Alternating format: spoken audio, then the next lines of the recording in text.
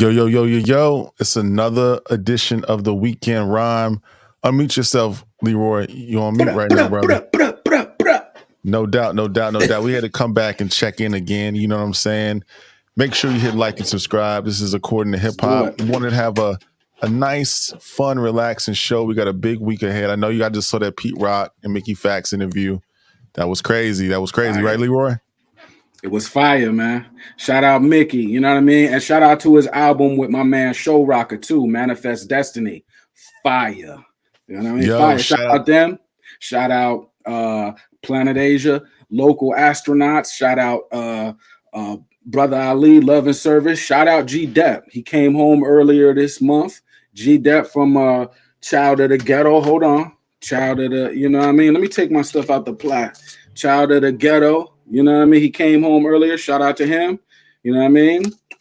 But Gang Green, West Coast. Gang Green, heads I win, tails you lose. Fire, fire, fire, fire. No doubt, no doubt. Shout out to Pete Rock too. You know, as a legend. It's not often that we get to sit down with living history.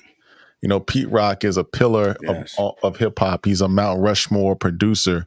He is that guy. You know, he's up there with Primo. He's up there with Dr. Dre. He's up there with Mr. West. I mean, he's up there with Large Professor. He's up there with, you know, Jay Dilla. He's up there with RZA. He's up there with, you know, Marley Marl. He's up there with those guys. So it's not every day where we get to hear living history from a person of Pete Rock's caliber, a man of his caliber. So we got more interviews to come. That's just the first of many. We got, you know, our producer contest is launched right now, Beat for Beat. Go to our website, accordingtohiphop.com. Any aspiring producers, if you guys want to make sure that you submit your beats, it's going to get heard by some judges. We got Master Ace as a judge. We got Pete as a judge. We got, you know, songwriters, you know, rappers. We got Young Nas. Yep. So, you know, just go to our website. A newsletter drops tomorrow. But we just going to have a show tonight where we talk about, you know, I hit Leroy up. Mike might join it. Mike D might come in a little bit later. He might jump in the comments. We wanted to get people an opportunity to get to know us, right? You know, a lot of times on these pods, we just jump on the pods and people be talking back and forth. But you never understand the people who are talking, what's their makeup, right? What music inspires them, what hip hop music gets them up, gets them to think, gets them to connect with their kids, with their wife, takes them back to the time when they was running the streets. If they weren't running the streets, when they were running college campuses, like, what is that hip hop music? What are those albums, those artists that really inspired you to fall in love with this genre in the first place? Where we sit around for hours upon hours every week to talk about it. So, you know, we're going to break this up in parts. I think got to know Mike D over a period of time, over 4 years since A2HH Live started. So you got to kind of understand, you know, he loves Supreme Clientele. You know, he loves Aquemini. You know, he loves he does a purple tape guy. It's for the purple tape holders. We see Leroy pop in these pods. You know, he's been on different spaces. Now he's a part of our crew. And, you know, I want to share mine at another date. But tonight we want to give the floor to Leroy to kind of share, you know, his favorite albums of all time. You know, we want to make sure that people understand you because, you know, you got a couple nice comments over the last few weeks, and people are starting to warm up to you, Leroy. People are starting to gravitate to you. You know, they be killing you in the comments sometimes, but I think those comments are starting to dwindle a little bit. They're starting to give you some love. So we want to give an opportunity. So enough of me talking, Leroy. Start us off with your favorite albums of all time. What's your number 10? I'm gonna get right into it. Hey, you hit me up, said my top 10 albums. 88 Spencer, we're gonna get into that. Born Gifted, yeah, this is for the purple tape holders. When I come on, this is for a select group. You know what I mean? This is for the heads. That's why I started off saying Gang Green, we got a problem on our hands out here from the West. Alchemist is rapping. Oh no, come on, Gang Green. All right, but we're gonna get into it. Before I get into it, I want y'all to think about the greatest lyrical verse from a single to just kick things off. And I want y'all to think about the most expensive album ever sold. What's that? Y'all tell me. Come on, chat. The most expensive album ever sold. Nipsey had Mailbox Money. It cost $1,000. But this is more than this. What's the album that cost the most? Hip hop album. I want y'all to read this book. Yeah, go ahead. Y'all still thinking? Pop quiz. The most expensive album. I want y'all to get this book, right? Tell us, Leroy. You're killing us with the suspense. Just tell us what's the most expensive album ever made, Leroy. Tell us. The most expensive album ever made is "Once Upon a Time in Shaolin" by the Wu-Tang Clan. All right, I want y'all to look that up. Is that right? Yes. How much did it cost? How much did it cost? No, $1 million. $1 million. No. Okay. So help me understand this, Leroy. So you say it cost $1 million. Was the $1 million like the production? Was the video budget?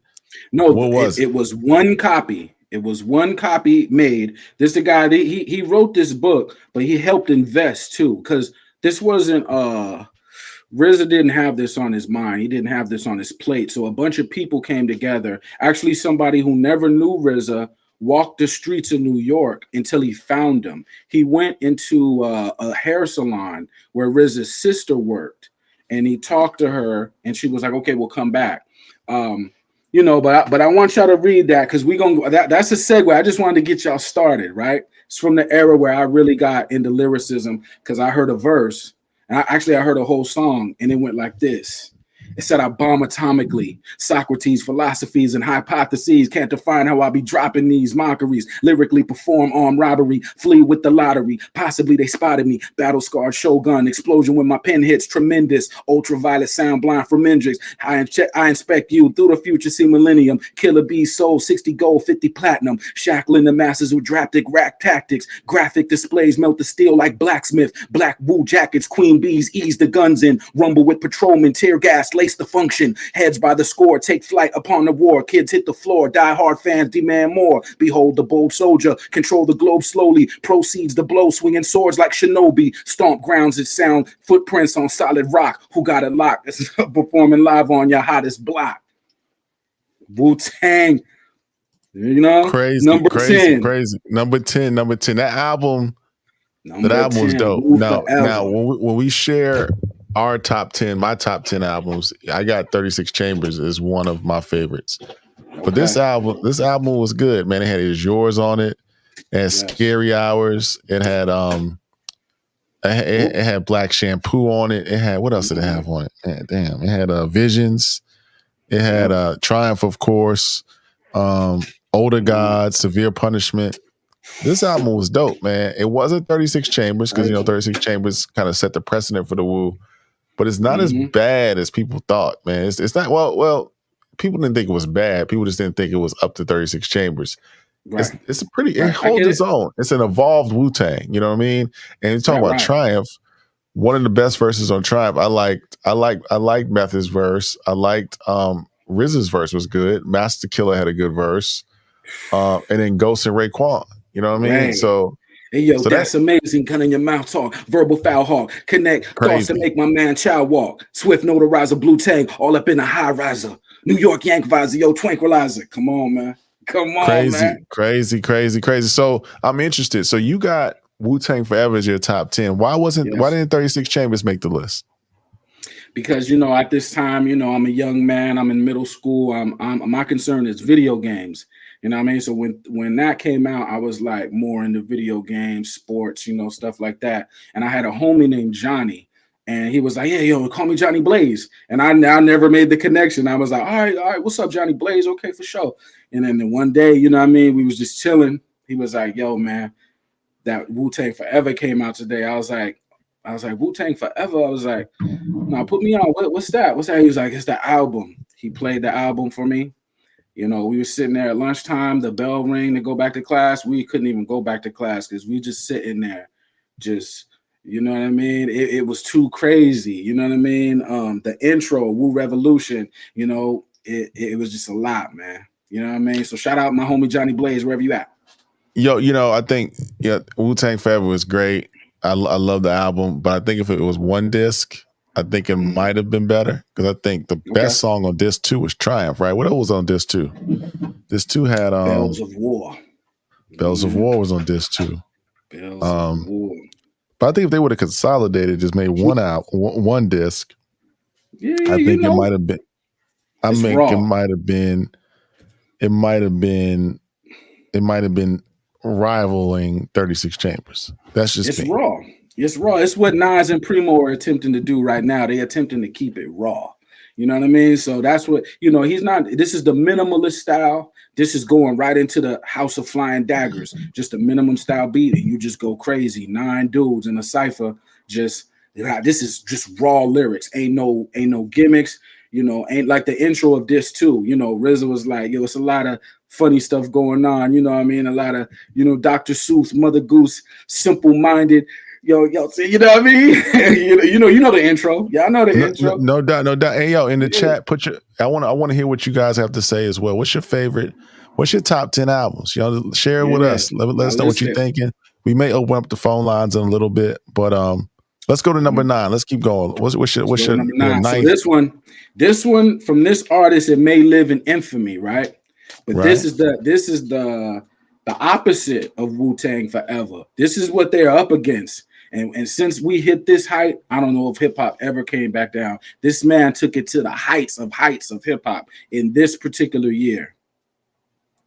Well, you know what? I didn't even have that. I thought you had Onyx's number. I thought you had Onyx's number. Hold on. We gonna get there. Nah, you switched it up. I ain't have No Way Out.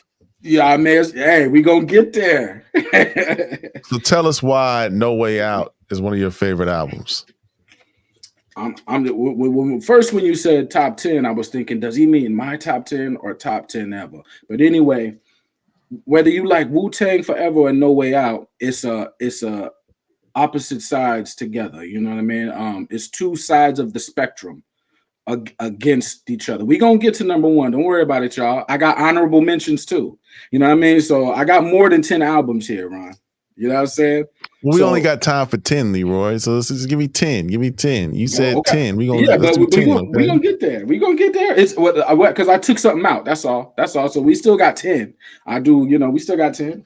And little known fact. We'll send somebody who answers this correctly a T-shirt. What was the original name of No Way Out?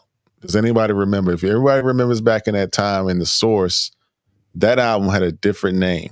Whoever puts it in the chat first gets a free According to Hip Hop T-shirt. Yeah, we'll give them 20 seconds.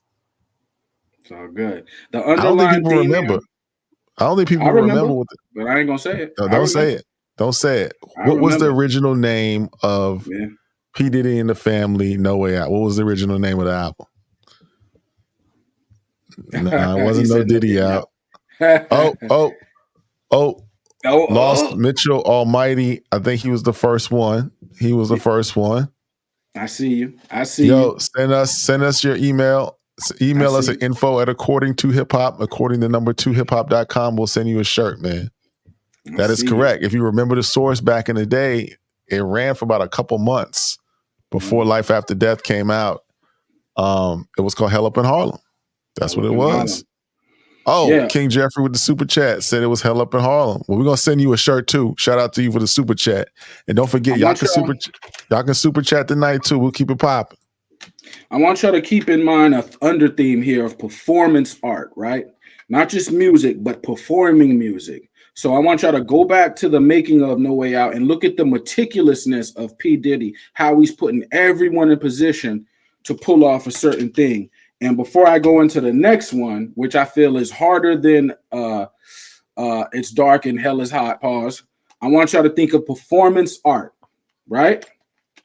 And so Diddy, when he makes his record, No Way Out, it's not just music, it's performance art. We go into another lane in hip hop. All right. So here now my next one. I feel this album was harder than the DMX debut. Pause. Because everybody in DMX, when he came out, they was like, it's dark as hell is hot, man. It's crazy, he's just rhyming, he got the anthem, he got the video, going crazy at the tunnel. I said, yeah, man, he's cool, but I got another group. I got another album that came out. Before you go there, Leroy, what was you said No Way Out was performance art. What was your favorite? What was your favorite record on No Way Out? Well, my favorite record is probably the third. Victory. Come on now, Victory. I could only imagine the young Big there spitting that verse in the midst of a whirlwind. You know what I mean? And he just, you know what I mean? First Diddy set it off, but come on, man. In the commission, they asked for permission to hit him. He don't like me, hit him while wifey is with him. You heard of us, the murder of us, rough shady, been on the low lately. The feds hate me, the sinister. They say my killing's too blatant. You hesitate. Come on, man. I'm at your mama crib waiting, duct taping. Your fam, destiny lay at my hand, gat rest at my waist. Come on, man. He went, but my favorite one is probably What You Gonna Do. Do you remember What You Gonna Do? I remember What You Gonna Do. I remember What You Gonna Do. Puffy he makes movies. It was cinematic. The joint was cinematic. Mm-hmm. You had Been Around the World. The video was cinematic. That's when J-Lo was in that joint. I like the remix with Carl Thomas. That was my joint. You know what I'm saying? Mm-hmm. You had wasn't Jay on this album? He's on Young G's. He's on Young G's. He was on Young G's. He was on Young G's. He had Senior Leader. Yo. It was that was a dope album, man. That was a dope album. They put a lot of production value in that joint. It was Diddy and the Hitmen. I think Stevie J got down. I think Chucky Thompson got down on that album. Who else was? All the Hitmen did good, man. Harv Pierre was on that joint. You know, as an A&R. It was dope. It was dope. He did dope. That, man. He did it. He didn't do it by himself, but that album, he out of again, like Big, he came out of a whirlwind of stuff, and he was able to be victorious. And no matter how we look at him today or how whatever's going on, that 1997 was a moment, not just for Harlem and New York City, but for the hip hop as a whole. And we have Wu-Tang on one side of the spectrum holding it down, and we have Puff on the other side of the spectrum holding it down. And Shaw Sonny, you might be right. I do remember vaguely that in Vibe magazine and also in the Source, there was some promo Diddy and the Goodfellas, but hit us up at info@accordingtohiphop.com. We'll send you a shirt too. Yeah, man. Man. So what's the next album, brother? What's the next album you got on the list? So when everybody was talking about DMX and how crazy that was, how hard that was, y'all know what I was rocking. This is a third album from a group, and they came out. They had stuff on fire. These dudes is the street. What I'm talking about is Shut 'Em Down. Shut 'Em Down. All right. Come on, I need y'all to go back and get that. Go back and get that. That was harder than is dark and hell is hot. I'm telling y'all. Okay. Well, speak to that. Man. Speak to that, Leroy. What do you mean when it was harder? It was harder than as dark as hell is hot. Because dark as hell is hot is often regarded as a classic.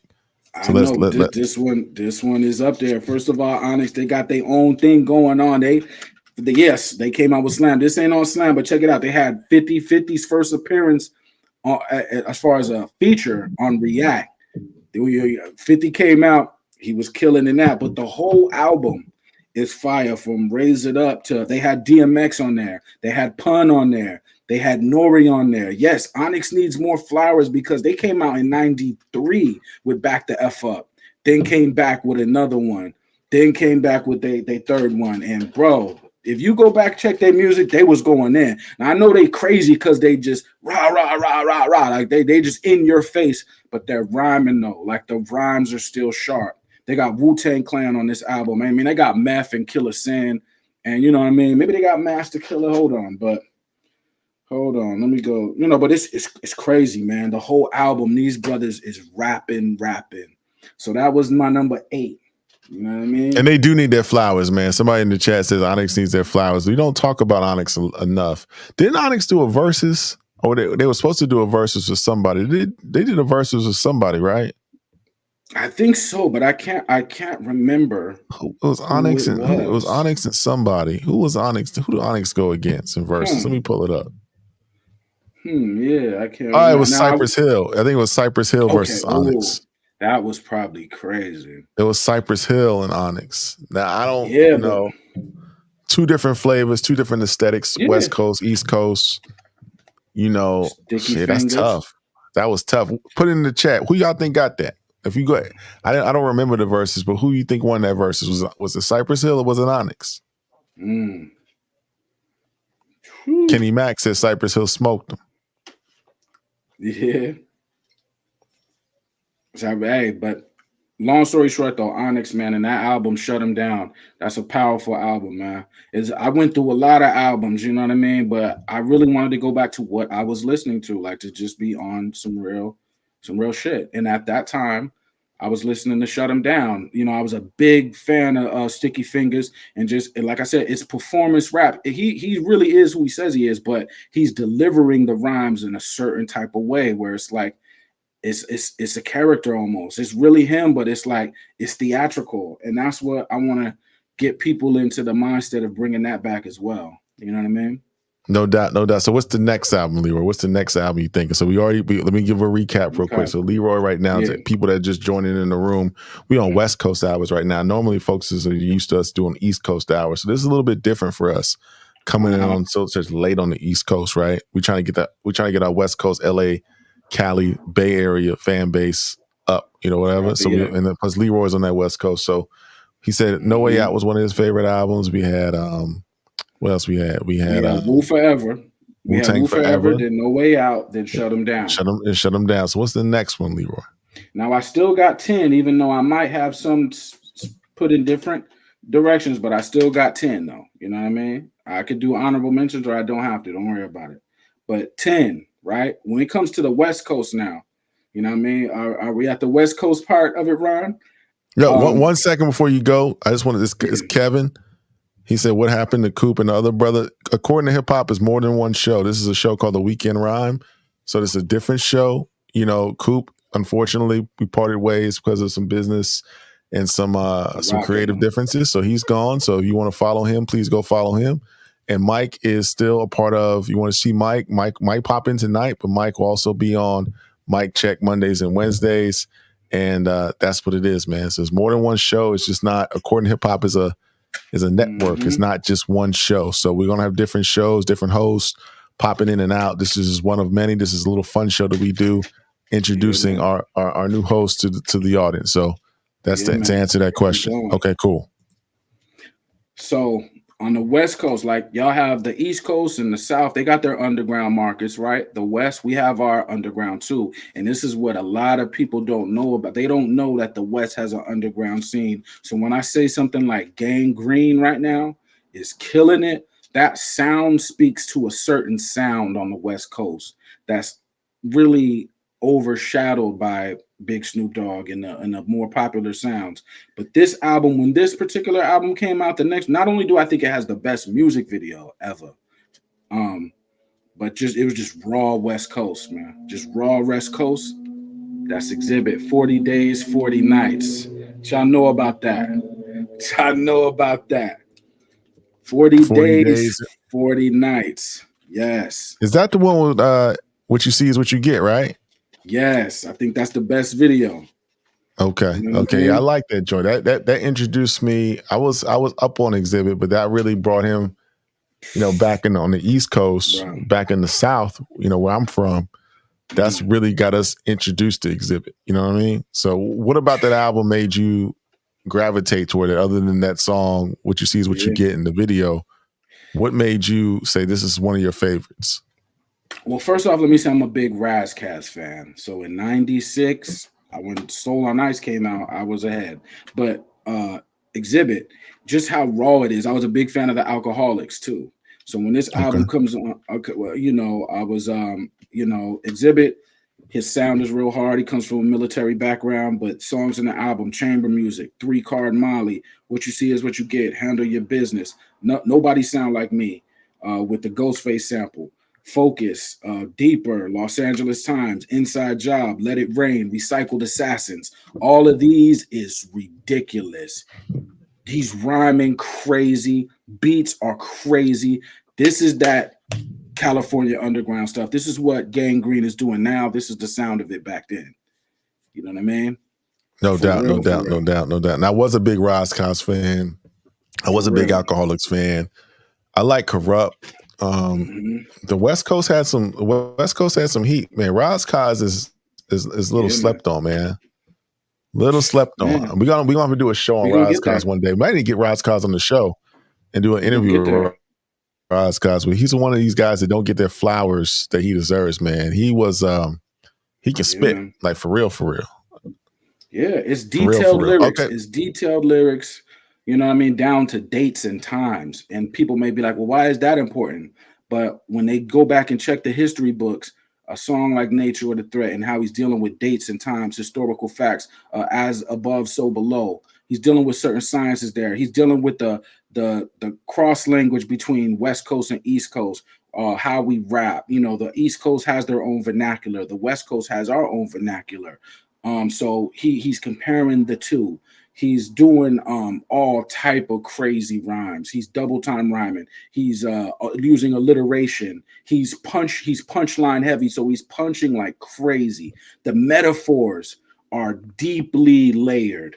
So one day we'll have to. And my next choice, my next pick, we're gonna get right back to that topic.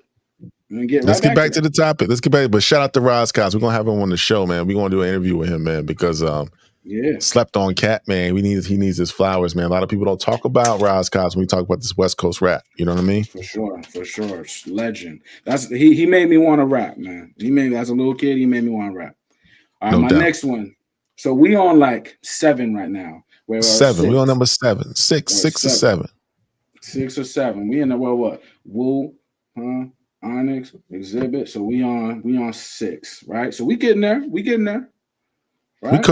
We cooking. So my next one, Lupe, for the bar heavy, the cool, man. The cool. Yes.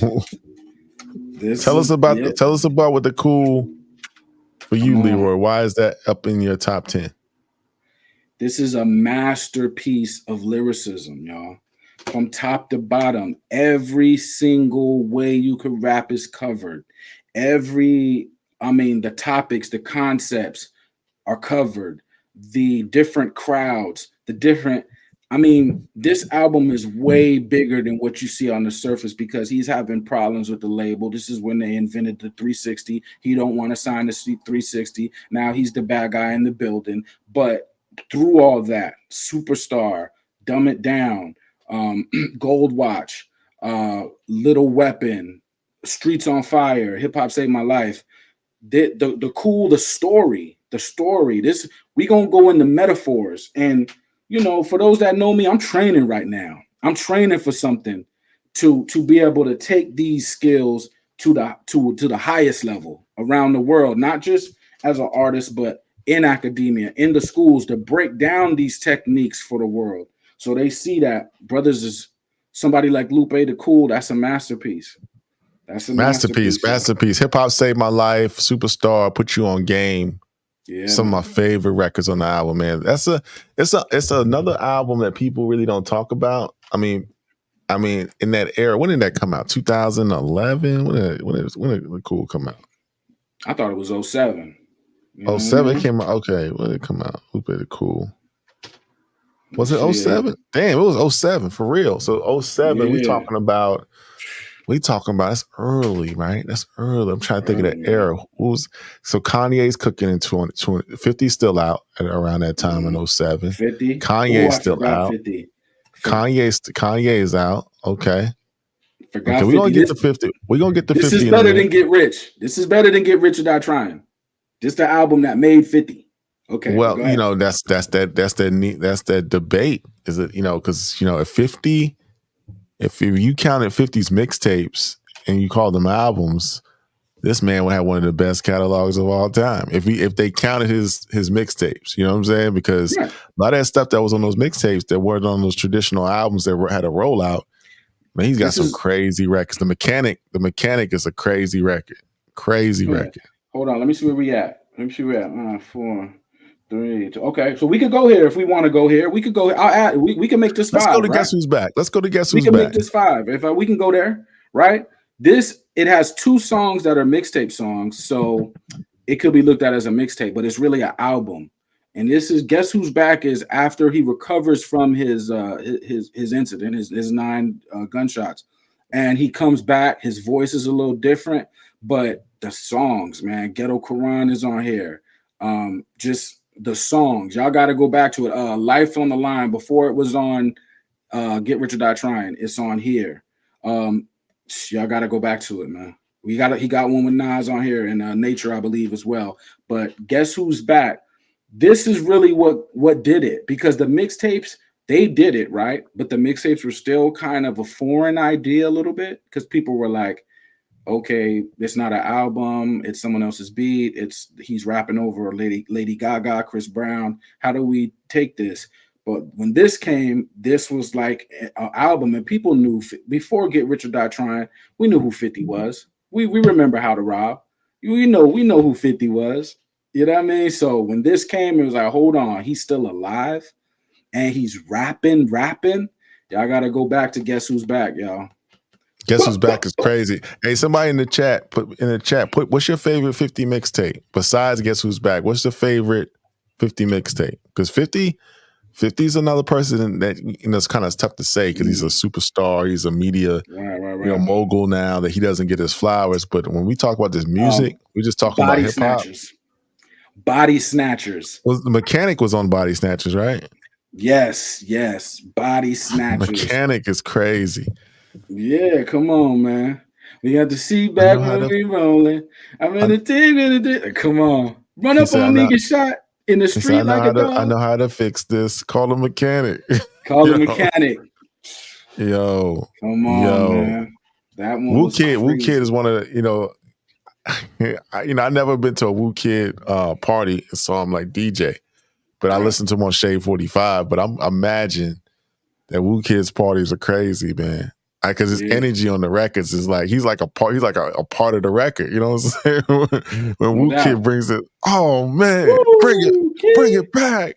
Oh man, yeah. Run it back, B. Yo, it's crazy. It's crazy. Can I do quick honorable mentions for 1 minute?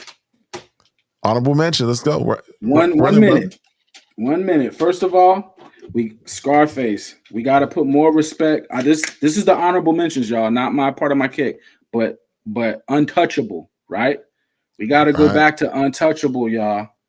That's Scarface got the air of Ross, but better than Ross. But he's rapping, but he's killing it, right? That's one. We got Smile on there, got Mary on there, got the title track. We got to go back to Meth, Judgment Day. When people talk about Meth ain't got no classic, I need y'all to go back to Judgment Day, where he plays the character from Cyborg.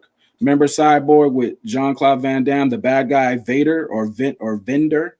Or Fender, whatever his last name, whatever his name was. That's who Meth is on Judgment Day. He's Fender from Cyborg, right? We got to go back there. Okay. And then also real quick, another trivia question. We'll send a shirt, info@accordinghiphop.com. What? I don't want to give it away. Who is featured on this album? What famous person Trump is on that album. You totally gave it away. It was on a t-shirt. Okay. Yeah. Hey, he had more people. But Trump was on that album. That was. Name somebody else who was on that album, who did a skit. Hey, you know what? So somebody in the chat named Jimmy84. It says Leroy's on the show now. I can't support the channel anymore. Hey, I want to do this. You can't just come in the comments just to it talking. I'm gonna put the link in the chat. Explain to me what your beef is with Leroy. Let's be real. This is according to hip hop, so we gotta stand on what we say, right? So if you don't want to support the channel anymore because Leroy is on, so I'm here, brothers. If you're not a bot and you're a real person, Jimmy84, then come on and explain to us why you don't like Leroy and why you wish us some luck moving forward. This could be somebody sent from those other guys. Who knows? But I don't duck smoke. Where I'm from, just come on and say what don't you like. So come on and talk to us. That's all. Come on, yeah. That's all. Let's get free. Let's get free from Dead Prez. That's my last honorable mention. That's it. I'm done with honorable mentions, y'all. Last one. Let's get free. Dope record. All right. So now I'm gonna go. So now we're on 4. We're on 4 because we had Wu-Tang Forever, No Way Out, Onyx, Shut 'Em Down, Exhibit, and we had 50. Guess who's back? So I'm on 4 now. We went through 6, right? One more thing. 84. You've got. I give you 10 minutes to join the show, to explain your grievances, to give us the smoke.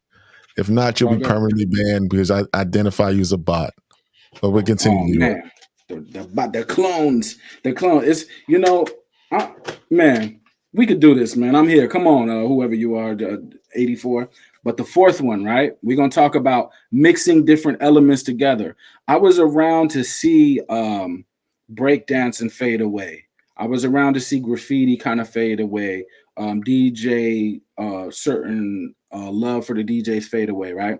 So this next duo, they mixed the alchemy together, right? You got a little bit of comic books in there. You got a little bit of sci-fi in there. You got the player culture in there. You got the streets. You got different mysticism in there. You got the 70s black exploitation. You got Afrofuturism. You got all these different things mixed in a gumbo pot, right?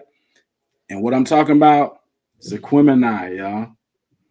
Aquemini, which come on, man. Big Boy, Outkast, Andre 3K. Come on, man. Aquemini. We got to go back to that one, man. The mix of just everything that's going on. This is them and all their powers, man. You know what I mean? From Return of the Gangster, Rosa Parks, Skew It on a Barbie, Aquemini, Synthesizer. You listen to Synthesizer now, now what he was saying back then is spooky. Art of Storytelling, West Savannah, Spodioti, Y'all Scared was my ish. Liberation. Come on, man. Aquemini is Mike D, one of Mike D's favorite albums. He'll tell you that, he says that's the best album he ever heard. But Aquemini for me was it really put Outkast in that it just took him out of here. After AT-Aliens, after Southern Playalistic, Aquemini put them in another stratosphere as like a great group, an all-time group. That's when they broke that mold. You got the art of storytelling on that joint. My favorite song on the album is West Savannah. You know what I mean? Yeah. You got Rosa Parks, and I'm giving away T-shirts tonight, guys. So, trivia question: this album came out in 1998. What 2 other albums? The first people that can get this right. What 2 other albums dropped on the same day? There's probably more albums dropped on that same day, but 2 of note. Just give me 2. Dropped on the same day as Aquemini back in, I think it was September 1998. What are those 2 albums? I'll send a shirt to info. Send me your email, info@accordingtohiphop.com, and then we'll send you a shirt. Right. I got one more honorable mention real quick, just for the West Coast, the last one. This man dropped 2 albums this year, one called Out the Blue and one called Royal Blue. This is a West Coast legend. And in 2007, West Coast Underground was still fiending for a certain sound. And this man Blue with Below the Heavens, he gave us that. So that's my last honorable mention. I forgot about. I thought that was one of your joints. No, my next one is in that same line because I was going to talk about the next one, segue, because Below the Heavens, like I said, in that time, I told someone this is the West Coast Underground Illmatic. Now the person looked at me and said I was crazy, right? And this is an OG, so I had to let him have it. He's like, "You crazy, right?" But I was just talking about the feeling that I had, not just the feeling, right, of the sound. It just made me feel a particular way. You know what I mean? So that's what I was speaking to. But we can get to one second. MJH Inspiration with the super chat says whole volume 2. That is right. That is actually right. But that's half. I'm looking for one more. You're right. You got one more. It's one more album that came out that same day. Don't give it away, Leroy. But it's one more. Kenny Mac, what you know about Yuck Mouth Thugged Out album? You know what I mean? What you know about Yuck Mouth Thugged Out? Hey, and what you know about SIBO Till My Casket dropped that same year? SIBO to the Bay is Ice Cube of the Bay. What y'all know about that? Right. Hey, real quick. My question again, just for those who didn't forgot. Leroy said one of his favorite albums, one of my favorite albums is Aquemini. It dropped in September. I think it was September 29th, 1998. My mind is fuzzy.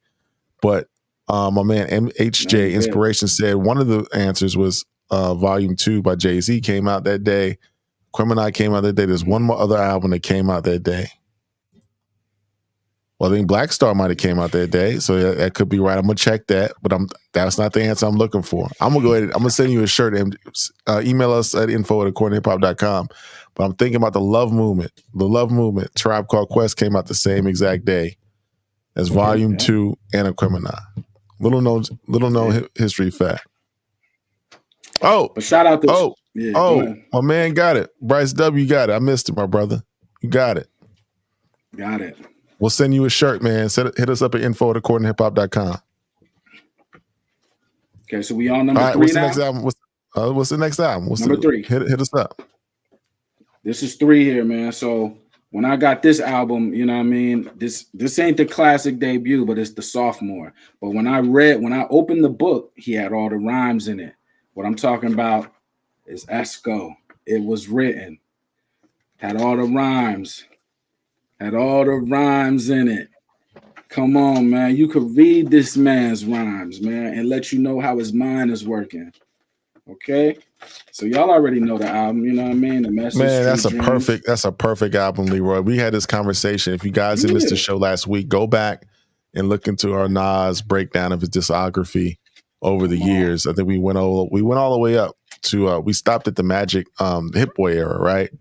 But the KD and Magic series. But It Was Written was a perfect sophomore album. You don't almost get as perfect as It Was Written. I think if you just took off one Nas Is Coming, if you took that out and you replaced it, people like Nas Is Coming by Dr. Dre did the beat or produced it. But if you took that out in my mind and you replaced that with Silent Murder, you got a perfect follow-up album. Crazy. I just like how Nas was able to morph into the times. Granted, Nas, and people would say he doesn't do that, but at this time it was heavy on mafioso rap, and Nas was able to fit that mold and still be himself, and the rhymes were still sharp. This is Escobar. This ain't nasty Nas. This Nas Escobar. So he fit in that mold of mafioso rap and did it perfectly. You know what I mean? It was crazy. You listen to a record like Shootouts. I mean, that's like a motion picture. I mean, that's just like something you can lay as a soundtrack to like a Hood flick or a Martin Scorsese flick or a John Woo flick or, I mean, anybody you want to name, an Antoine Fuqua flick. Yep. I mean, Shootouts is just vivid. I mean, he's painting the picture. I mean, Shootouts, to me, if I had to, one day we might do this, name our favorite Nas records. I got into my top 20 Nas records. Shootouts is a crazy record. Well, Take It in Blood, you know what I mean, is on there. So, Take It in Blood is something. Silent Murder's on there. If I Ruled the World, If I Ruled the World is just a super classic to me. I've heard it 1,000 times and I've never been tired of it. I've always loved it. It just hits me at a certain spot. You know what I mean? Pause. No doubt. All right. So It Was Written is on your list. What's next, brother? So this is number 2, right?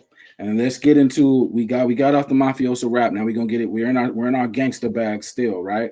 This album is what I feel is the best gangster album because it's not all about the act of being gangster. It's about the psychology of being a gangster, right? So he's not talking about this is what I do in the street. He's talking about this is how my mind works as I'm in the street, right? Tells a story from beginning to end. It was inspired by the movie. But what I'm talking about is American Gangster.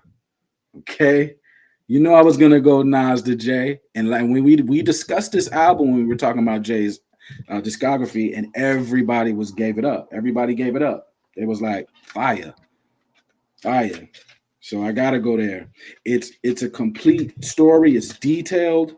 It's, and you got to be a certain way, you know what I mean, in this gangster stuff. Now, it's like a movie. It's Godfather-ish. It's not Scarface. It's Godfather-ish. You know what I mean?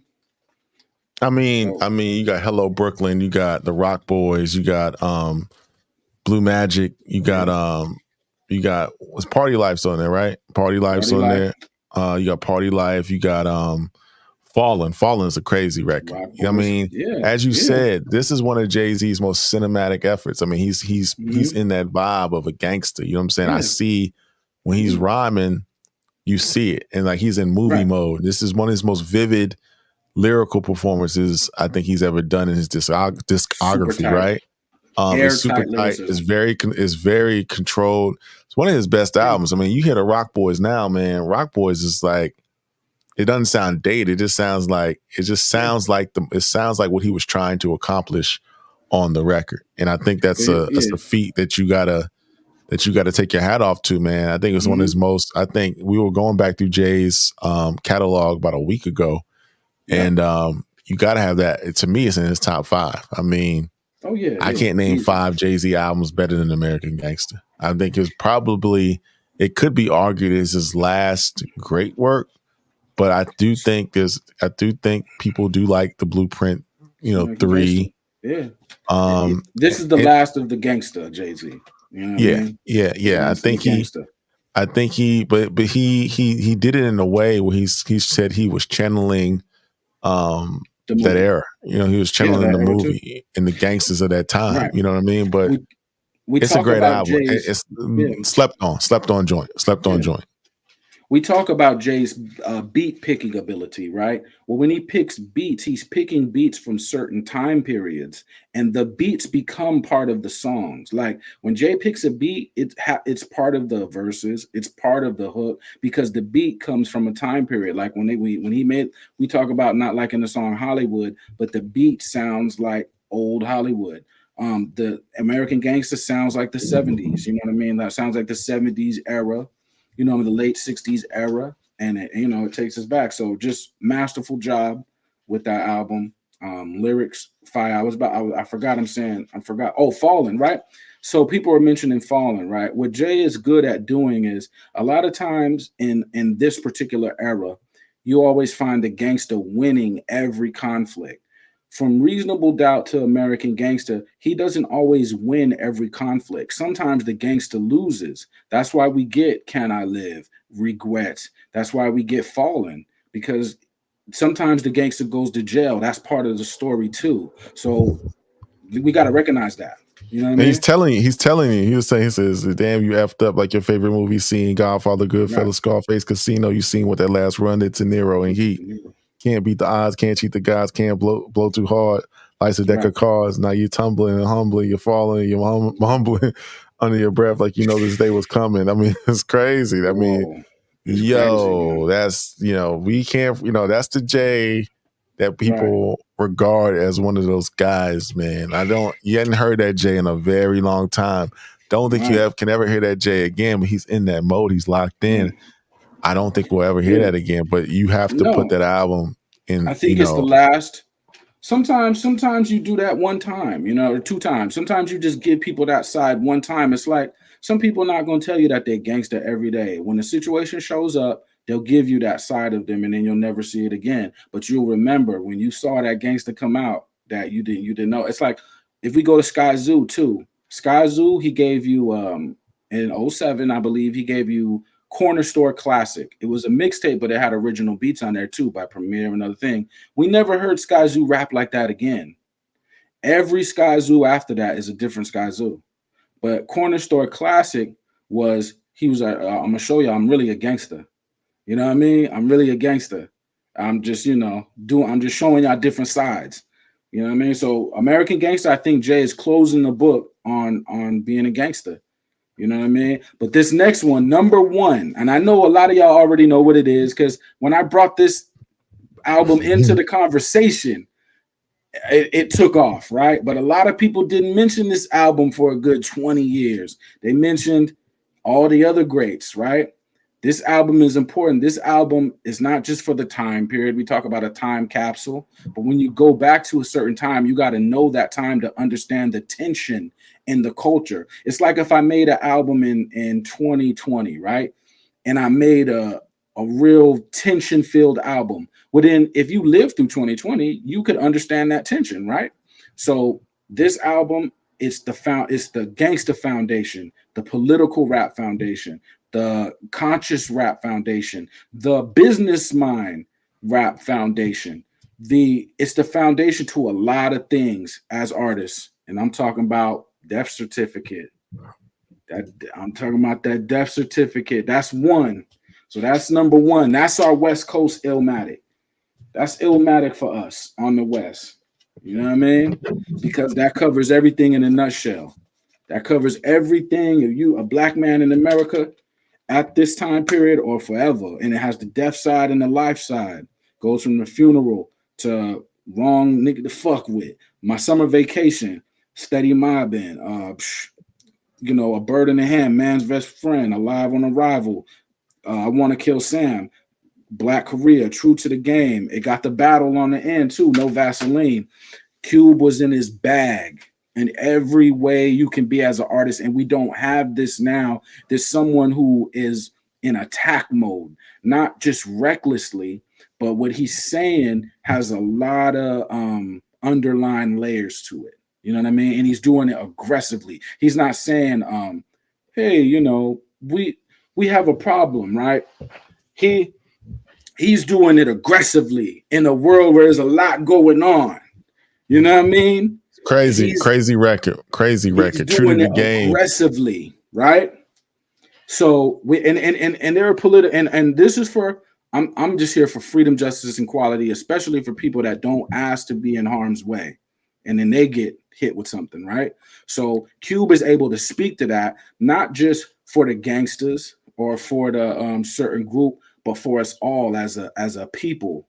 And he's able to flesh these ideas out in songs, make them relatable, make them lyrical. A shout out to Anthony. He mentioned things fall apart too, but okay, almost made it. But Death Certificate is number one.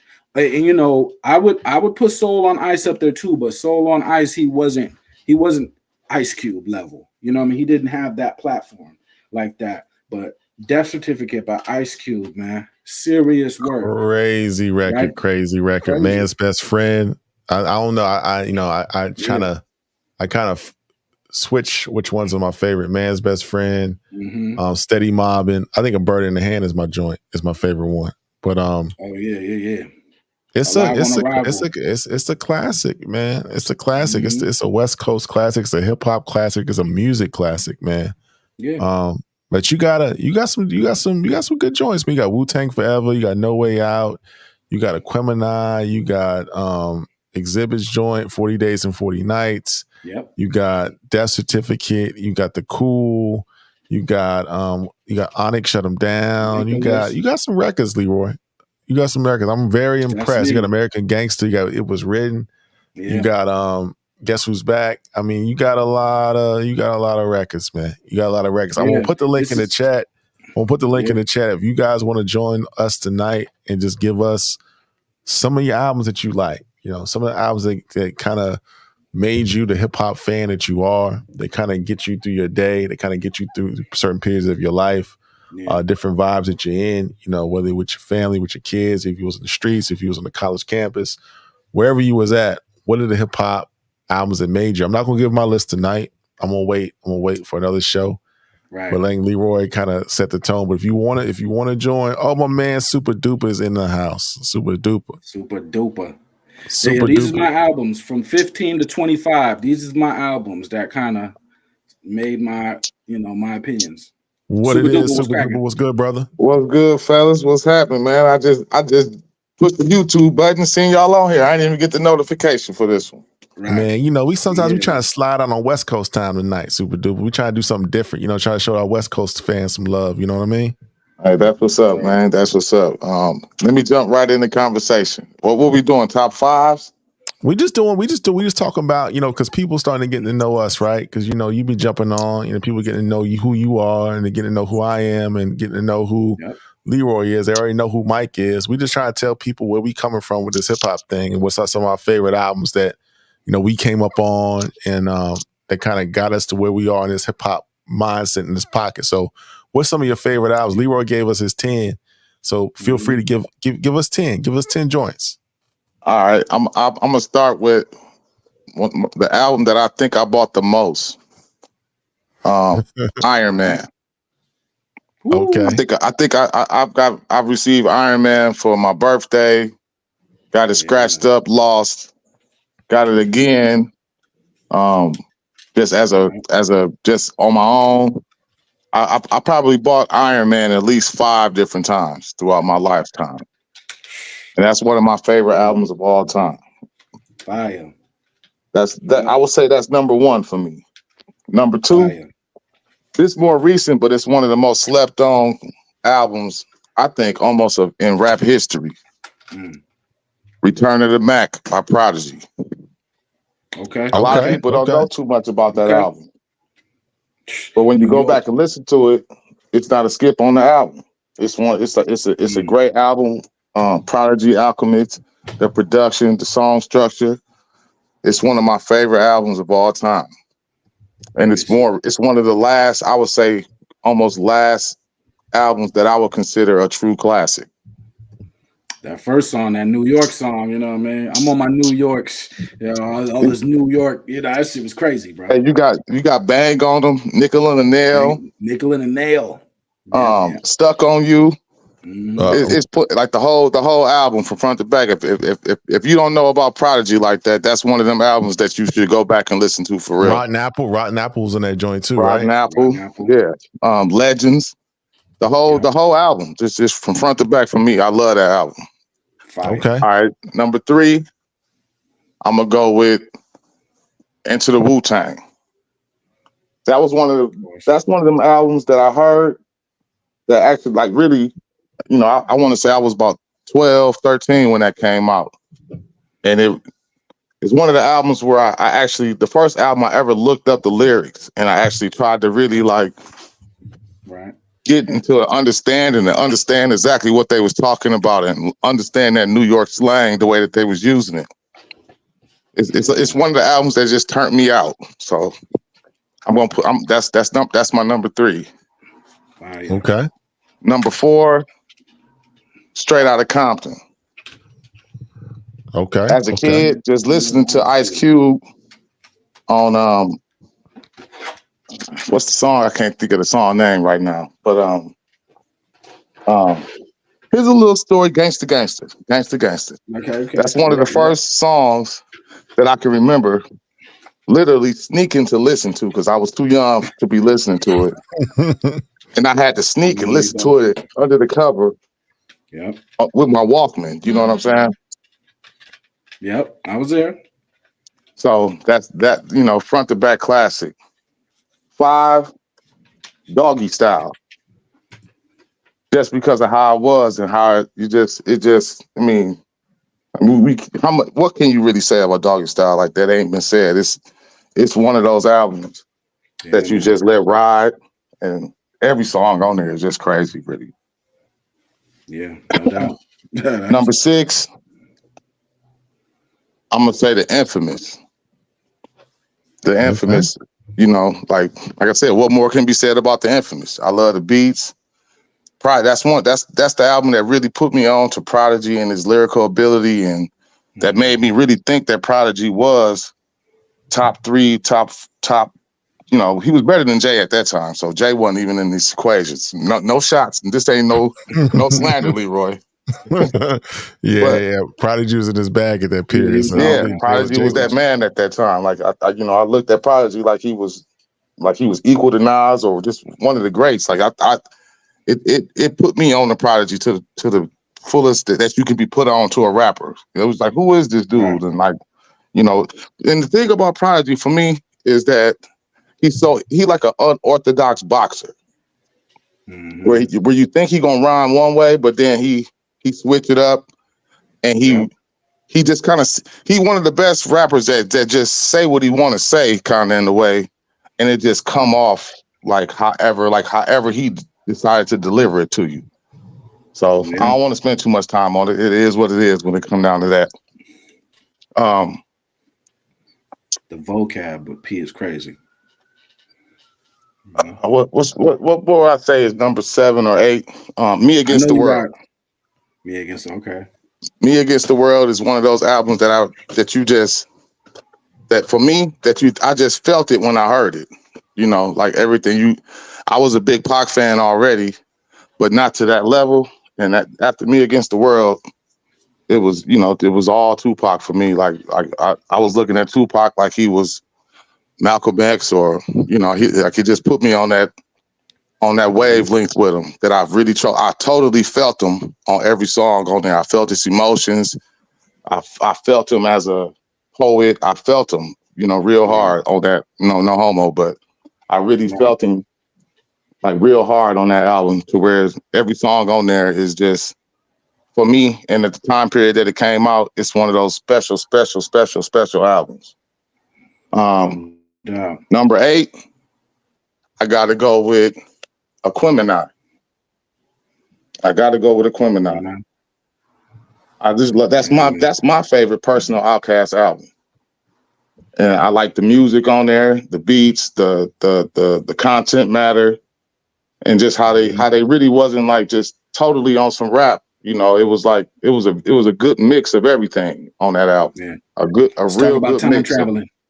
It was like some messaging. It's like a funk record. It's like a soul record. It's a rock and roll album, and it's a hip hop record. All rolled in one. It's one of those rap albums that definitely made rap look like art, true art, in its highest forms. It's an intelligent album. It's hip hop. It's everything wrapped into one. So it's a special album for me. Time traveling, something mind unraveling. You ever? Yeah, crazy. Yeah. It's one of them ones. Mm-hmm. I think I was the first. I'm one of the first people that I know in my city and around. Hold on. No. I'm one of the first people in my city, and I know that that was listening to Jay-Z. So I'm gonna go Reasonable Doubt. Reasonable Doubt is one of them albums. Like when I heard Reasonable Doubt for the first time, I really thought Jay was ready to take over the world when I heard Reasonable Doubt. He was different. I love his rhyme pattern, his style. I like his swag. Really, like like I said, it might come across that I'm not a big fan of Jay, just because I got the way I think about him now. Yeah. But I started off as a super big fan of Jay. It's smooth, Can't Knock the Hustle, man. That's just smooth, man. It's just smooth. Yeah, it was real smooth, real playerish album. It was like one of them albums that just had you on a higher plane that you like you say, Leroy, it motivated you. It was one of the motivators to get you, to help you get money and to help you, really become a man. Like just, think about what you was actually doing in the time that you was doing it. Because at that time, I was in the streets. I was doing a lot of things, but it's one of those reflective albums that put it in a deep perspective where it's not totally braggadocious, and it's not a humble album, but he still lets you know he talked about the dope game in an intellectual, realistic. Yeah. That's what it was. Do's and don'ts ways. So I definitely, like I said, I give Reasonable Doubt I give it much respect. I give it much respect. Where am I at? Like 9? You're at 9. I'm waiting for this one album, Super Duper. You ain't said yet. It was realistic. You've been talking about this album for like the last 4 or 5 weeks, man, on these shows, and you ain't said the album yet. So I'm not gonna say Illmatic. I'm not gonna say Illmatic because. Okay. Nah, I ain't saying Illmatic. You've been talking about this other album, Super Duper, for about 4. Riding Dirty. But listen, Riding Dirty for me, when I say Riding Dirty, that's right. It really reminds me of my friends at the time, and a lot of them ain't here no more. I had one brother that was here from St. Louis, but he moved up here from Milwaukee, and that album, that's the only album he played the whole entire time I knew him. And I knew him for at least 7 years. When I tell you that whenever you got in his Cadillac, that was the only album that he played. That was the only album that this man played. He didn't play another album. He didn't care about no other rap. He didn't want to hear nothing else. He only played Riding Dirty. And so for me, it's got a sentimental value. So when I hear it now, it truly reminds me of my friends. It reminds me of my friends and the times that we was hanging out and doing what we was doing. So that's why the album, I feel like it's such a great album, but not because of that alone, because when I listen to it now, I understand why it's such a great album. it's more than just it's more than a time period album. It's a great album, just period. Just from the streets, just from the reflective. Like when you listen to Pimp C, Pimp C don't get a lot of credit for his lyrical content and his delivery. But when you listen to that album, and this is another thing about that album too that people don't really think about. Pimp C made a lot of them beats. He sang note for note with Ron Isley on there. Like Pimp C really he had his whole hand on that album that when it came out, I didn't even know it was Pimp C singing. You know what I'm saying? Like I had to, like the album had to really grow on me for me to realize that like that's Pimp C singing. Then I found out that he was producing a lot of them beats. And the work that Pimp C really put in, and then, like I said, the reflective matter of how he was reflecting on his life at that time, being a street guy, being a pimp, but still having respect for the Lord, and talking about, you know, how his grandmama and what happened with his homeboys and just the game and the streets in general. It's one of those. It's one of the realest albums I ever heard. Still to this day, it's not. To me, that album ain't even really hip hop. It's street poetry. It's street life. It's gospel. Yeah, it's gospel for me when I listen to that album. Yeah. So, like I said, it's a special place in my heart. But I'm still not going to put that album where that's not my 10 album. That's not my number 10 album. My number 10 album for me, I'm gonna go Nas. It Was Written. Over Illmatic, as far as the inspiration that it had on me. You know, I think that's one of them first albums where Nas was, when you listen to the album, you understand Nas as the artist that he became. Like he was more than just a hip hop artist. I look at Illmatic as more of a hip hop album. But on It Was Written, I look at it as Nas as a man and like what his thoughts and how he represented himself, and Nas taught me a lot when you go back and listen to that album. It's one of those albums where you learn a lot when you really dig deep into the words and all of that. So that's my 10. That's my 10 right there. That's a solid 10. That's a solid 10, man. And a lot of people say there was a debate a couple of weeks ago. A lot of people got It Was Written over Illmatic. I don't. I think Illmatic is still that one of one, but people make an argument that for them, It Was Written was their favorite Nas album. And I get that. You know what I'm saying? I get that. And I see what you're saying, how you explain how you grew from him being 16, 17, 18 years old. Now Nas is a man, he's spitting, you know, he's Nas Escobar. You know what I'm saying? He's spitting that cinematic rap. You know what I mean? So it's a little bit different. He's in a different mind state. Like Shoutouts, man, Shoutouts is one of the craziest records. I know I didn't say that about 50 million times in this damn podcast. And Shoutouts is crazy, man. Shoutouts is crazy. And 1 second, I got a super chat real quick. James Smith with the super chat says, do y'all consider the miseducation of Lauryn Hill rap? I would consider it, more R&B soul.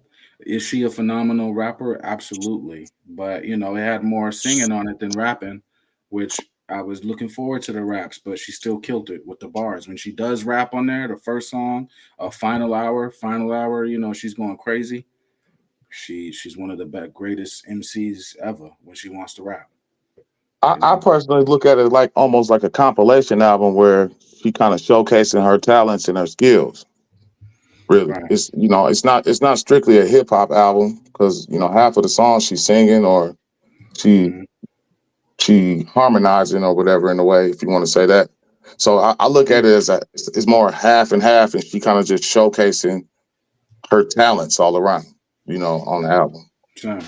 Yeah. No doubt. So we went through. So I'm not going to go through my albums tonight. I will give y'all a sneak peek, a couple of them, since we talking about them. Not in no order. I got 36 Chambers, Into the 36 Chambers.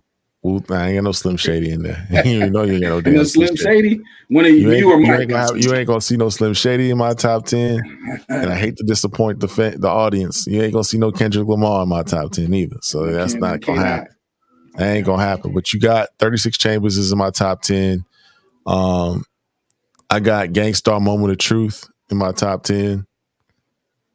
I got damn, I'm gonna do what Super Duper said. I'm gonna go with I don't want to do 2 Nas albums, but I'm gonna have to go with, I'm gonna say Illmatic. I'm gonna go Illmatic. I wasn't gonna go It Was Written. So I'm at 3. I'm gonna give one more. My Dark Twisted Fantasy, Kanye. So I give the 6 in a week or so. I give the rest in about a week or so. But my Dark Twisted Fantasy is crazy. From a concept, the way Kanye put that together, he's like painting a picture. It's like a modern day Picasso. You know what I'm saying? You got Runaway on that joint. You got Devil in a New Dress. Wasn't really a big fan of Monster. You got The Blame Game on there. You got Dark Fantasy, the joint that RZA did to start it off. I mean, that's a crazy record. Got All of the Lights on that joint. And then you got Moment of Truth by Gangstar. Top 25 hip hop album all time. Definitely. I debate anybody on that. That's a record from start to finish. You got JFK to LAX. You got The Militia. You got Above the Clouds. You got Royalty. I mean, come on, man. Let's be fair. The title track. I mean, it's just crazy, man. It's just crazy, man. And Primo was in his bag on that joint. I mean, that's like a masterful record. So that's some of my favorites. We'll get into that later. Next week, fellas, what we gonna get into next week? I know I was talking to Mike earlier. I think we gonna check Eminem's mic. You know, Eminem had a commercial during the draft, NFL draft. He got an album coming out, and a lot of folks be saying Eminem is like the top 10 of all time. There's some people say Eminem's the GOAT. Some people say he's better than Common. He's better than Ye. He's better than Jay. He's better than Nas. Can I raise y'all? You know, some people are an X factor. Just like Lupe Fiasco is an X factor. Is he top 10? No, but if we really looked at it, is he top 10? So M is an X factor. You know, it's technical rhyming. I know a lot of us, we're in our feelings, and there's nothing wrong with it. I'm not talking about negative feelings. I'm talking about when we listen to music, we want to feel it, right? And with M, he's into technical rhyming. Now that's okay. And we're gonna technically go through these songs. We're gonna technically go through these songs and see if these songs are any good. That's what we're gonna technically do. I was gonna say I gotta speak up for Mike right here, man. Go ahead. I think it's the technical skills that we try to pretend that M got. They extremely overrated, and you know, just because he rapping fast and he rapping cat and bat and dog and all like the way he do what he do, I'm not gonna give him credit. You know, to me, and this might sound crazy, but you know how you go to a wedding reception or something, and then you see the white boy dance, and then he can do everything. He can do the Tom and Jerry or the Cabbage Patch or whatever the newest latest dance is. Right. And then black people lose their mind when they see him doing it, and they be like, "Look at him, let's go!" And they crowd around him, and they be all happy that he got rhythm and all that. It's kind of the same thing for Eminem. It's like it's the Showtime at the Apollo effect. When they get on Showtime at the Apollo, and they all right, you know what I'm saying? But folks be going crazy in the audience. And they sing. It's the Showtime at the Apollo effect. We're not blown away by technical rhyming like that, but it's technical rhyming with concepts. So it's that on top of it. But we're not blown away by that all the time because we've been doing that. We've been doing that. But it's like I said, it's the concepts are, you know, I mean, I guess they all that to you if you're a suburban white kid, you know what I'm saying? So like I said, I don't like to do this to Eminem because I get where his target audience is, and I'm not mad at them for thinking he the GOAT, but as hip hop heads and true, you know, somebody that I've been listening to rap since 1988 on my own. You know what I'm saying? Like literally, like I said, listening under the covers to Too Short, Pimp C, NWA, and albums that I shouldn't have been listening to at the age I was listening to it. So, you know, when Eminem came out, I thought it was cool. I thought he was all right, you know. But what hurts Eminem the most is people thinking that he the GOAT and trying to give him too much credit for his album success and even like his technical rhyming abilities, it's not that deep. And this is the too when when we go into the newer school of rappers like the Kendrick Lamars and the J. Cole's, right? I grew up listening to Nas. So when I hear Kendrick Lamar try to kick knowledge or teach me something or say something like that's supposed to be deep, it just don't sound that deep to me coming from him. You know what I'm saying? So like that's the way I judge it. And not saying that I'm living in the past, but you expect people to be able to improve on the knowledge, as I would say, because when you look at Nas is writing these albums at 17, 16 years old, kicking some of the most intellectual raps you ever heard in your life. Right. And so some of these dudes, they 25, 30 years old, and they still can't be as deep as a 17-year-old, really. And so that's why it just doesn't wow me. You know, it's all right. It's cool. I appreciate them attempting to do it, but it's just not good enough when it comes down to it for me to put him over a Tupac or a Nas or even a Jay or anybody like that. Like I heard Jay-Z. So when I hear Pusha T, I'm just not wowed by it. And I like Pusha, but I lived through this. So when when I look at it through that lens, it's not fair to them either. It's not really fair to compare them to them. But I can't argue with you though, because you're supposed to elevate from what came before you. So exactly, if Nas comes before you, then you supposed to turn it into a Lupe and try to go further. But you're supposed to elevate the writing. You know what I mean? So I hear you. You know. Yeah, and I feel like right now hip hop is actually going backwards, in a way. You know, it's more dumbed down. These dudes they not even as like half of these rappers that's rapping right now. You gotta look at it like I said, I grew up through the Kid and Play era.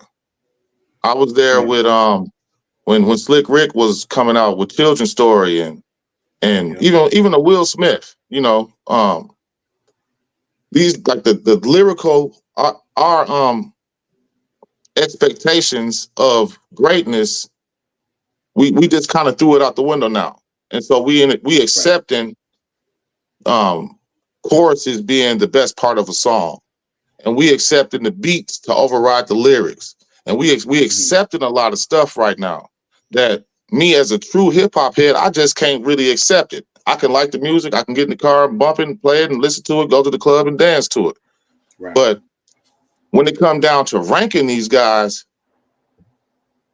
that's where I get disrespectful. You know what I'm saying? Like that's where when you're trying to say that Drake is better than Jay-Z because he got more commercial success or he got more Billboard hits. No, now we getting ridiculous. Like now we got to talk about this properly, or we're not judging this on the same aspect of how we judging it. We're not judging this the same because you looking at it like this, or you just started listening to this in 2000 something. I'm going back to 88 with my rapping and my rap listening. You know what I'm saying? So what you're saying it's is a different way that we judging this. But the rappers from we don't have to even go back too far, but we'll just start to where rap got actually really started getting good with the Big Daddy Kanes, the Slick Ricks, even the LLs, the Rakims, right? Nas and Jay and the people in the 96, 94 era, they elevated from what they was hearing. They didn't go backwards. And so when we talk about rap, if you're going to talk about it and really try to claim somebody to be the great, you got to kind of do your homework more. A lot of us don't now, they don't do their homework more. And that's the problem with the Eminem fan to me. They don't do enough homework to be able to qualify and say that this guy's the GOAT because he rap fast and he's got some good techniques and stuff like that or whatever. Right. This goes back to that. Let me ask y'all a couple questions real quick because it's a super duper. You came in with some good analysis. Who's the young guys that's out here spitting, right? Because you said that, right nowadays people are just getting to the beat and the chorus and the hook, and we not really rhyming like that. Who's some of the young cats that's rhyming? I ain't gonna front. This weekend I was listening to Key Glock all weekend. Shout out to Memphis. You know what I'm saying? You know, Key Glock ain't really, you know, spitting like that, but I like his pocket. I like some of the stuff that we be talking about from because, you know, I got people in Memphis or whatever, and I kind of like, you know, what Paper Rap was doing with Dolph and them. But who's the young guys? And I start with you, Leroy, and then go to Super Duper. Who's the young guys right now that's just spitting? I don't know Joey Badass. He's not really young, but who's the new guys that's spitting that kind of give us that feeling that we looking for? You know, I'm still listening to guys that are not so young. They may have young careers, but they're not so young. You know what I mean? So I was just going to say that. We'll see what J. Cole got. We saw what Benny got. Benny might spin the block. We'll see what I was talking about, performative art music. So we'll see what Mr. EGOT does. That's Sci-Hi. But these are rappers that are, you know, they're not so young. So I don't know the younger generation, you know, go back and do the homework. Cause like I said, there were other levels we can go. I've heard some things that where a rapper could take it to it's unbelievable. So we got to get into the details of what was done before us, you know, to expand. We want to expand the vocabulary. We want to expand the imagery, and that will open up more things to write about, right? And then it will get into details of what we're writing about. You know what I mean? And we can take it to a whole new level. There are still things that haven't been done in rap. There are still styles that haven't been found, subjects that haven't been tackled, you know. So let's do it, man. This is the research center. No doubt. And Super Duper, let me ask you a quick question to kind of piggyback on what Leroy said. Lately, and if y'all haven't noticed, in the last year or so, a lot of the major people, labels or conglomerates or record labels, they've been pushing female rap. So you got Glorilla, you got Lotto, you got Ice Spice. What you think about this female rap? I never really got into female rap. I mean, I listened to Kim back in the day and Bahamadia and Rod Digger, you know what I'm saying, Lady of Rage. Queen Latifah had some joints, you know what I'm saying, Salt and Pepper when we was kids. Charlie Baltimore, whatnot, Queen Pen. What you think about this push? It seems like they've been pushing female rappers heavy, man. I don't listen to none of them joints. I do think Lotto's talented. You know what I mean? What you think about this new wave of female MCs? I mean, for me, honestly, I look at it like it's almost like none of my business, to be honest with you, because right. You know, it's like the females, the industry know that females buy the most albums, and you know they follow trends more than men. I would think, you know, at least at how it used to be. Like I said, I'm a little older. I'm 43, so I think that females they more trendy than men. So like as long as it's something that's trendy, or they got a new hot dance, or they got a new hot word to say, or you know, it's gonna sell. So it's kind of their turn. But at the same time, back to what you were saying, Leroy. The females are the youth, because most of the men, they late bloomers. So if I would say like younger rappers that I'm listening to, but even though they're not really young, because they have been rapping for a while, but their careers kind of blooming late. I would say like a Bodie James, or even a Rock Marcy. You know, like Rock Marcy, he more popular maybe within the last 5 years than he has been. And, you know, he's been rapping since about 2012 at least or so. He's been rapping for a while. He's been out for a while. But his career and his notoriety is starting to gain. So, or even Benny the Butcher. Benny like 35 or something, right? He in his 30s. Yeah. You know, so it's most of the men are. And look at even like a Future. Future, what, 40? Yeah. You know what I'm saying? 41. He's been out for a little while though too, so we can't really count him as that. But most of the men that's rapping right now, they close to 30 years old.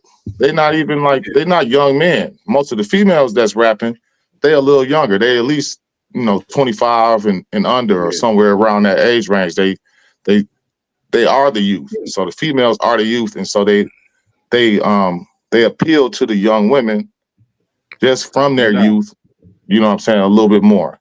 And I think that's kind of the problem with the in this generation of ageism or age discrimination. That's why a lot of rappers get played out so fast too, especially the men on the men's side. Right. Like a guy like even like a Yo Gotti. He's still a little bit younger, but he close to 30.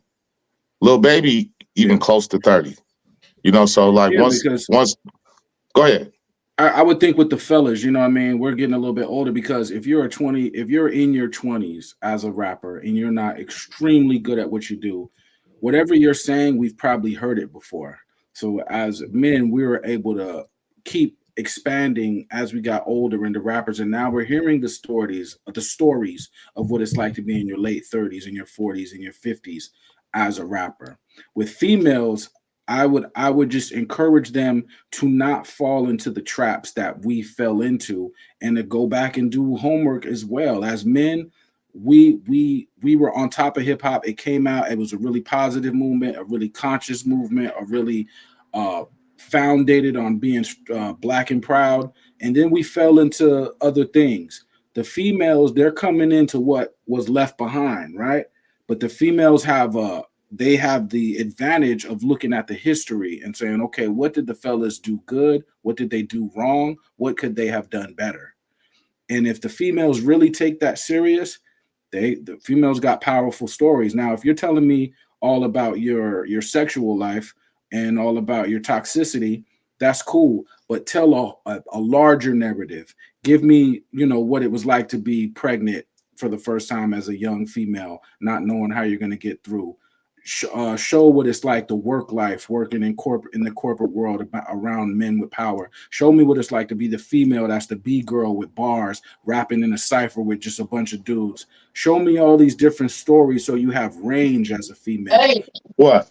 You know what I mean? It's a girl. That's all. But that's what I would like to see. Yo, Still Here said something interesting in the chat. He said Busta Rhymes is whack. Still Here, you say a lot of people are whack, but I don't want, people have their own opinion, and we want to give people the space to share their opinion. All these rappers have millions of fans, so all of them are liked by somebody. I think there's a conversation that can be had, because I don't think he's whack per se, but it Busta Rhymes. We can do a mic check on Busta Rhymes on one of these shows one of these days. Did his music age appropriately, right? Are we still? I heard "Give Me Some More" the other day. And it was just like this brother's rapping double time in '97. You know what I mean? It was just, man, Busta. Busta, it's performative art. It's not just rapping. He's giving you everything. It's the visuals. It's the costumes. Yeah. When you're a rapper, when you're supposed to look like a superhero. They used to do that way back, but I mean, like, you kind of supposed to look like a superhero. And Busta Rhymes, he gives you a bunch of different things. You know what I mean? And when we go to albums, his albums are serious. He has a serious catalog. No doubt. Super Duper, you were saying something? Hey, I'm gonna holler at y'all later, man. I got an unexpected guest at the door, man. I'm still out here in these streets, Leroy. I'm still in the club dancing, like you said. You got so I'm gonna holler at y'all in a minute. Be safe, Super Duper. We'll talk to you tomorrow, bro. For sure. Yep. All right, we got another person on the line. We got Charles on the line. What's good? Hey, what's up, fella? How y'all doing?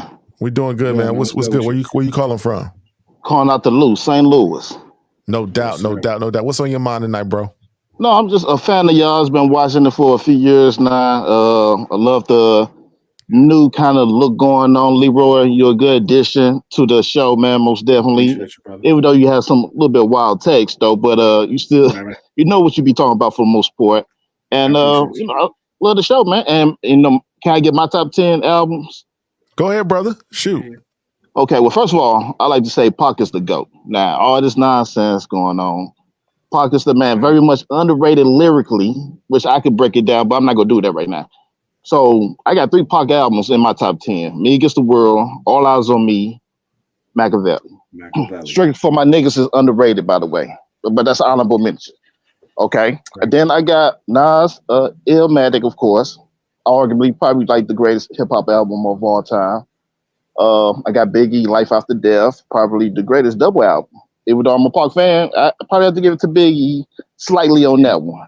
You know, I got Jay-Z, Reasonable Doubt, and Blueprint on there. I got 2 of his albums on there. So that's what 7. Scarface, The Diary. DMX, first album is Dark and Hell is Hot. And my other one probably would have to go to man. It's so many great. It's hard to really pick 10, but I'll probably go with Rakim, Every Big Rakim, Paid in Full. Paid in Full. You know That's a solid list. That's a solid list. Pac is in your list heavy. I respect that. You know what I'm saying? But there's no particular order really. You know what I'm saying? It's just my 10 they came to mind, off top. No doubt, man. We appreciate you, brother, man. Thank you for rocking with us, man. We appreciate your support, man. Go to our website. Make sure you check us out, man. We'll be back at it tomorrow on Wednesday, man. For sure. I'll be tuning in for sure. Hey, get everybody and get all your homies to subscribe to our page, man. We're trying to get to 100,000. You know what I'm saying? So make sure I'll do my port over in the loop, so it's gonna be spreading. All right. And shit, we come to the loop and we're gonna holler at you. All right, for sure. Stay up, fellas. Appreciate you. Man, so man, we had a good show tonight, man. We got to understand the mind of Leroy tonight. You know what I mean? Yes. We got to understand the mind of Leroy. We got to kind of go through some of these albums. We kind of had to talk a little bit. American Gangster got a little bit of love, you know what I'm saying? And it was a good show, man. So tomorrow, I'm debating whether or not we should do Eminem topic. I know Billboard just came out with the Nas. They ranked all the songs on Illmatic. Mike D and I were looking at that a couple of days ago. And we was like, I don't know if we agree with their order. So we may revisit it and put our own spin on it and put our own ranking of what are the songs of Illmatic in our particular order and rank them. We can go ahead and do the mic check on Eminem. We can go, since people say he's the GOAT. We can go through line by line, song by song, and see are these really songs like that. We can do a mic check on Busta. Put in the chat, what should we talk about tomorrow? Because we still on Kendrick watch. Kendrick ain't responded to Drake. Kendrick ain't done nothing. So we ain't even gonna talk about that no more. So what should we cover tomorrow? Should we dissect Eminem's catalog? Should we look at Nas Illmatic and rank those albums and compare it to Billboard's list? Should we talk about Jay-Z's B-sides? What should we do tomorrow? But if you let me pick, I'm gonna go with Jay. But with M, right? If let's say I'm a medical student and all my friends are scientists. If I say cannabis is the GOAT, it's because I've been hanging out with scientists, and I'm talking in our scientist world, cannabis is the GOAT. So in some people's world, M is that's in their world, M is that guy, Yeah, Still Here said we should talk about Busta's last album. I don't know if I want to talk about it because it's not that good. So I don't know if I want. I don't think people will watch our show. We did a whole show on Busta's album. When disaster strikes, event level or ELE. Nah, we ain't talking about those albums. We talking about the last one was called Blockbuster, the Blockbuster joint. I don't know, but I think the OG should reach out to the youth. Some of them albums might sound funny. I get it. But if we want to tell the youth what to do or how to look at stuff, we may want to rap with them. Get on their albums. Bring them on your albums. Show them how it's done. I don't know. Maybe we should do an Outkast mic check. Maybe we should go through Outkast's catalog. But I don't know.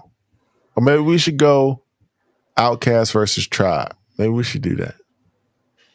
I'm down for it all, man. I'm down. I got another idea.